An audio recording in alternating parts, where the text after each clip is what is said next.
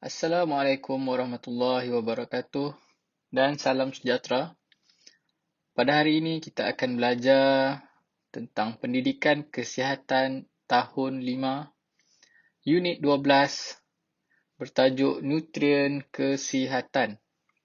Sebelum kita pergi lebih lanjut, diminta murid-murid keluarkan buku teks pendidikan kesihatan dan buka muka surat 95.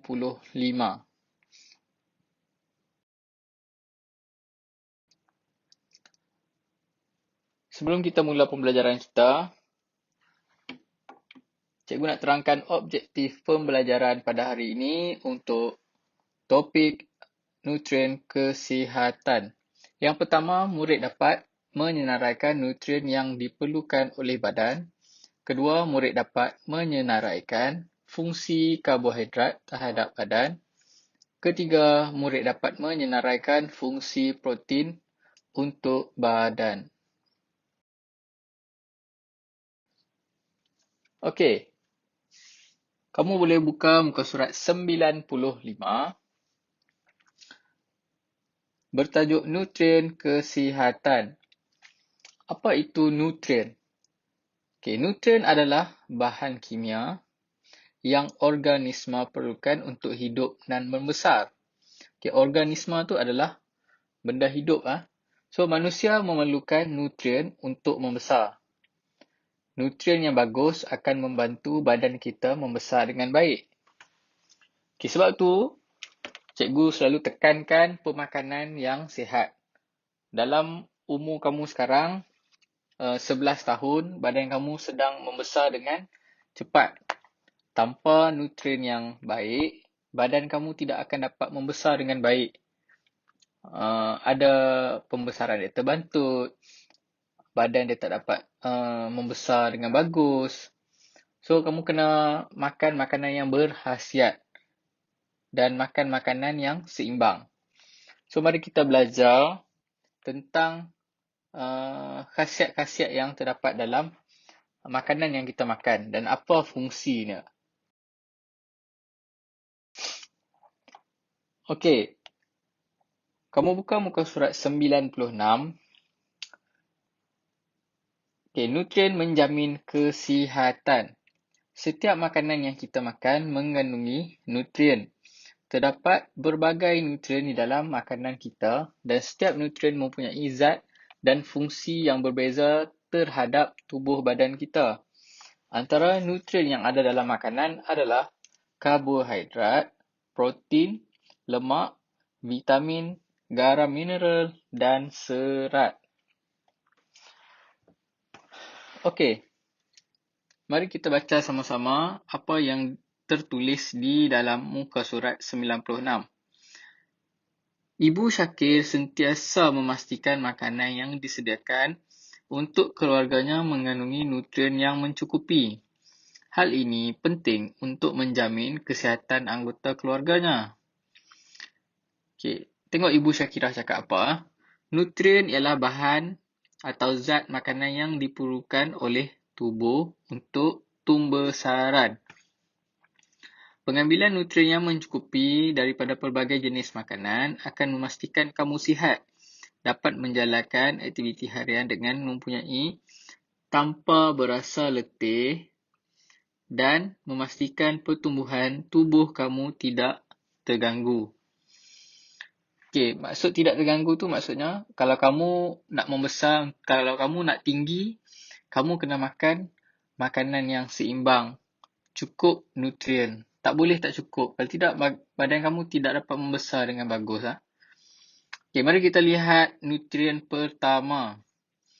Vitamin, garam mineral dan serat. Apa kepentingan dia terhadap badan kamu? Yang pertama, menyihatkan mata, kulit, rambut dan kuku. Melancarkan penghadaman.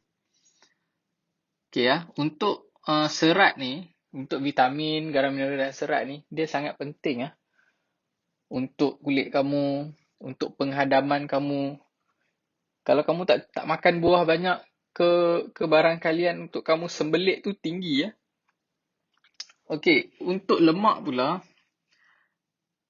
kepentingan lemak adalah membekal tenaga, penebat haba, melindungi organ dalaman. Tapi ada makanan yang kita perlu ambil banyak dan ada makanan yang kita perlu ambil sedikit.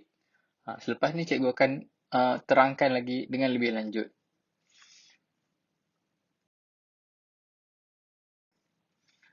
Okey, untuk nutrien seterusnya adalah protein. Okey, kepentingan pertumbuhan untuk pertumbuhan dan perkembangan otot, untuk meningkatkan metabolisme. Okey, protein tu kebanyakan datang daripada daging daging dan produk tenusu kacang. Tapi yang kita selalu jumpa adalah daging. Apa-apa daging? Daging ikan ke, daging ayam, daging lembu. Tu yang paling senang lah kita dapat protein. So, dekat sini ada perkataan metabolisme. Okay, apa itu metabolisme? Okay, metabolisme ni adalah proses di mana badan kita dapat membakar makanan dalam badan kita dengan cepat. So, lagi cepat badan kamu membakar makanan, okay, lagi cepatlah makanan tu diserap ke dalam badan kamu. Okey, kedua karbohidrat. Karbohidrat. Karbohidrat ni fungsi dia adalah membekalkan keperluan tenaga untuk seharian. Pada gambar ni dia ada tunjuk adalah nasi. Kalau tak ada nasi, dia diganti dengan roti ataupun diganti dengan oat. Okey, untuk karbohidrat ni penting sangat penting sebab kalau kamu tak makan karbohidrat yang mencukupi, kamu akan lemah. Kamu tak dapat nak belajar, kamu tak dapat nak buat aktiviti dengan cergas sebab kamu tak ada tenaga. So, kamu perlu ambil karbohidrat yang mencukupi. Okey, kita tengok gambar di atas. Ada kartun lebah tu. Tengok dia cakap apa. Kamu digalakkan minum air kosong kerana air kosong tiada kalori, bahan pengawet, perisa tambahan dan pewarna. Okey, macam cikgu cakap, sebaiknya kita minum air kosong ataupun air mineral ataupun air putih orang panggil So, sangat penting untuk badan kamu. Dekat sini ada perkataan kalori Kalori. Okey. Kalori ni terdapat dalam makanan. Setiap makanan dia ada kalori-kalori dia. Bila kita makan kalori yang berlebihan daripada jumlah kalori yang dibakar oleh badan kamu, so badan kamu akan ada lebihan kalori di dalam badan. So, apa yang jadi kalau badan kamu terlebih kalori? So, badan kamu akan menjadi gemuk. Punca orang badan dia cepat naik berat, cepat gemuk adalah disebabkan lebihan kalori di dalam badan dia. Okey. Dekat sini ada soalan kebat. Senaraikan risiko sekiranya kamu tidak mendapatkan nutrien yang mencukupi. So, kalau ini cikgu tolong jawab untuk kamu. Okay, kalau kita tak dapat nutrien yang mencukupi, badan kita tak dapat membesar dengan baik. Itu saja. Tak pun, badan kamu tak dapat melakukan aktiviti harian dengan bagus. Okay, kita akan tengok, lepas ni kita akan tengok jenis-jenis makanan di dalam kategori masing-masing. Apa makanan tu? Mari kita cuba. Okey, yang pertama, karbohidrat. Okey, mari kita tengok apa yang ada dalam karbohidrat ni dekat gambar ni. Okey, yang pertama ada oat, ada jagung, ada ubi, ada pasta, spaghetti pasta, ada pisang, ada buah apple, ada roti. Ni dekat gambar ni adalah antara contoh karbohidrat selain daripada nasi. Tapi untuk orang Malaysia, kita karbohidrat yang paling senang kita jumpa adalah nasi sebab hari-hari kita makan nasi. Okey. Okey, ini adalah contoh protein. Dekat sini ya. Tengok ada daging ayam, ada daging lembu, ada susu, ada kacang. Tu dia pakai kacang almond kat situ. Lepas tu telur, ada daging salmon dan banyak lagi lah. So dekat sini kamu boleh tengok banyak sumber protein yang kamu boleh dapat. Tapi selalunya kita dekat Malaysia, tak pun kita yang selalunya lah kita hari-hari kita makan ayam.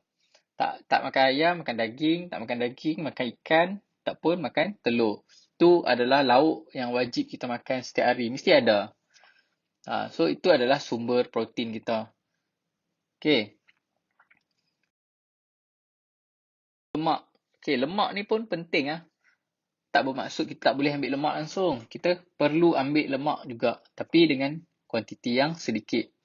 Okay, dekat sini ada butter, margarine dan minyak. Ni adalah sumber daripada sumber nutrien yang membekalkan lemak kepada badan kita. Kita tengok vitamin vitamin, garam, mineral dan serat. Ini adalah contoh dia. Kebanyakan kalau kamu tengok secara yang kamu nampak di depan mata ni adalah buah-buahan dan sayur-sayuran. So seperti yang kamu tahu, vitamin ni banyak terdapat dalam sayur-sayuran. Sebab tu orang tua-tua selalu paksa kamu makan sayur. Sebab di dalam sayur tu terdapat banyak vitamin. Vitaminnya sangat bagus untuk badan kamu. Dan serat. Serat tu untuk penghadaman. So kalau kamu tak makan buah yang cukup, kamu potensi untuk kamu sembelit tu sangat tinggi So makan buah at least sehari sekali sekurang-kurangnya sekali sehari.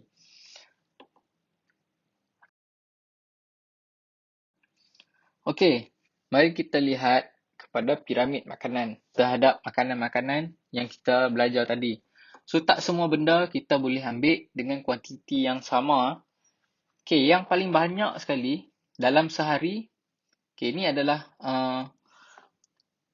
panduan kita untuk makan dalam masa sehari Apa yang kita perlu ambil banyak dan apa yang kita perlu ambil sedikit. Yang paling banyak adalah vitamin dan serat.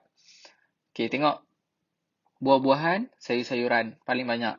Kedua terbanyak adalah karbohidrat. Ketiga adalah protein dan yang terakhir adalah lemak, minyak, gula dan garam. So dalam sehari pastikan kamu ambil lebih kepada sayur-sayuran dan ikut turutan dia. So jangan kamu ambil gula, garam, lemak tu yang banyak. Terbalik.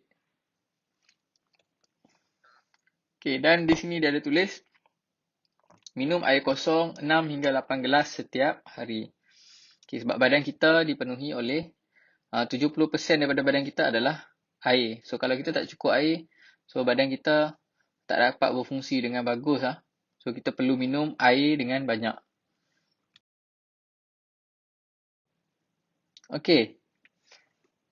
Untuk minggu ni kita dah belajar tentang nutrien. Kita dah belajar tentang fungsi nutrien dan kita dah belajar tentang apa jenis makanan dalam kategori nutrien masing-masing. So sekarang cikgu akan bagi latihan pendek, 3 soalan. Tulis soalan ni balik di dalam buku latihan kamu dan jawab di dalam buku latihan kamu. Soalan pertama, senaraikan nutrien yang terdapat dalam makanan harian kita. Yang cikgu cerita tadilah.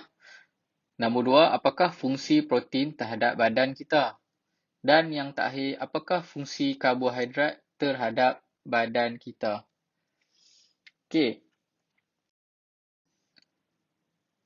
Sekian saja pembelajaran kita pada minggu ini. Cikgu harap ilmu yang cikgu sampaikan pada hari ini bermanfaat dan kamu ingat dan dapat kamu amalkan dalam kehidupan seharian kamu. Okay, semoga jumpa lagi di dalam PDPR video yang akan datang. Sekian, terima kasih.